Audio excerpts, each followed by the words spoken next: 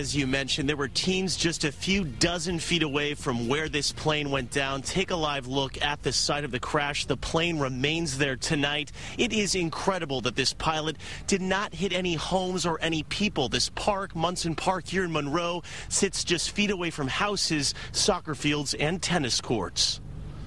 The explosion melted most of the plane. Only the tail section remains partly intact. In his last moments, the pilot likely knew he was going down and steered his plane near the empty soccer field, dodging homes and teens who were just a few hundred feet away. It started to go to its side, and I pointed at it and I was like, look, it's doing a trick for us. Reagan O'Connor is a tennis player at St. Mary's Catholic Central. She and her teammates were practicing nearby when the plane went down.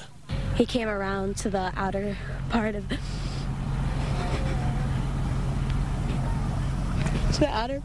court. He started coming back.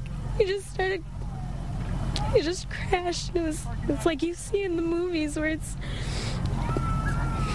just the funnel and then the cloud, and it was obvious that he was trying to avoid us, and it's a sight I'll never forget.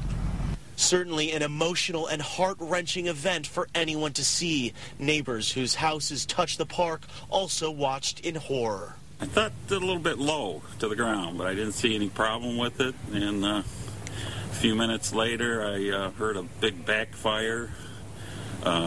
And the engine stopped, and heard the explosion, and ran back here to my garden area and saw a lot of fire and smoke. According to the pilot's flight plan, he left an airport near Monroe this morning, flew to Pennsylvania, and then was on his way back to Monroe. The pilot was trying to land at Custer Airport when he crashed. I heard like a big backfire, like a car would backfire, but it was a lot more louder.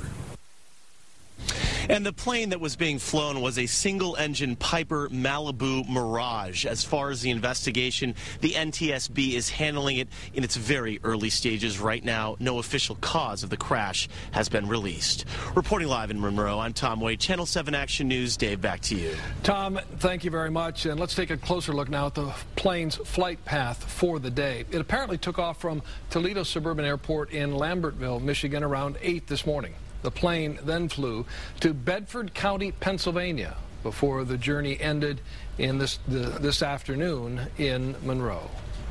Action News reporter Cheryl Choden found out more about the lives lost in the crash, and she joins us live from Monroe with that part of the story. Now, Cheryl.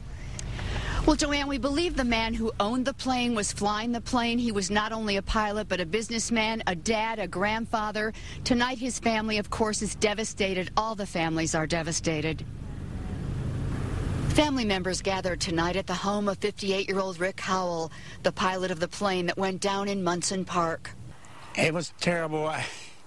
I'm an emotional man, and I almost cry. Neighbors and friends so saddened by the news. Rick's own brother telling us Rick, who was a dad and grandfather, was all about kids. And if there was any way he could have steered his doomed aircraft away from children or a school or playground as it was going down, he would have. Very gentle man, live across the street from me. I see him all the time, and I couldn't believe it. Really sad. It was a very nice man, very just kind neighbor. Rick kept his Piper Malibu Mirage at Custer Airport in Monroe and flew for pleasure and business. He was a president of an automotive corporation in Toledo called Conforming Matrix. It is reported the other two men who died in the crash were employees of the corporation. All three were returning from a one-day business trip to Pennsylvania. It could happen to any of us, anytime. Today we're healthy, tomorrow we'd be gone. Now, of course, Rick lived in the Monroe area, but the other two victims lived in the Toledo area. One is Nathan Breyer, a young man. We spoke to his family briefly by phone. They are shocked and devastated and grieving tonight. Of course, the third man, Jeremy Tate, 40 years old. He worked in sales for Conforming Matrix. He was one of Rick's employees. So not only are three families suffering a great loss tonight, but also this corporation. Reporting live in Monroe, I'm Cheryl Choden, Channel 7 Action News.